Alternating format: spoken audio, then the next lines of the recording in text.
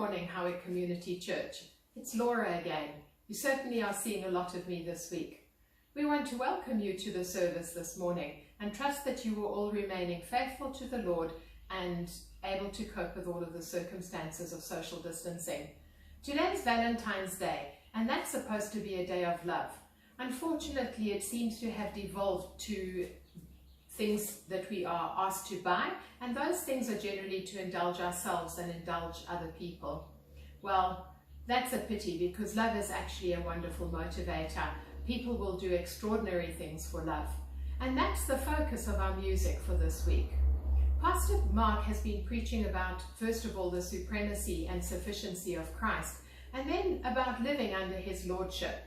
And it sounds so logical. If he is who he is, then surely we should live under his lordship with happiness and willingness. But unfortunately, as sinful people, we so often find ourselves instead reverting to ourselves being Lord. We do what we want and we do what we think we should do. And that's a pity. It makes you ask the question, what would make us keep living under his lordship? What would make us faithful in doing that? And the answer to that is love.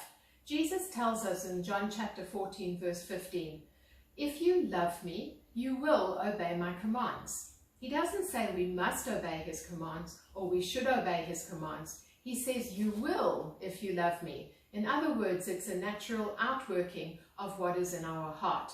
We also see that elsewhere in the Gospels where it says that what the heart is full of, the mouth speaks. And we can see that in our lives when you really fall in love with somebody, or if one of your children falls in love with somebody, it's all they can talk about. They go around talking about that person constantly. Well, the same is true for us with the Lord.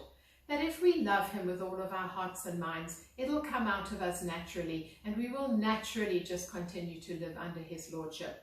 And that's what today's music focus is about. I've chosen songs that will help you to remember who Jesus is and exactly what he's done for you. And my prayer is that these songs, as you focus on them and sing along with them, or just meditate on the words, that you will be reminded afresh of who Jesus is and what he's done for you, that your heart will be filled with love and you will be invigorated to live under his lordship during this next week. Enjoy the music.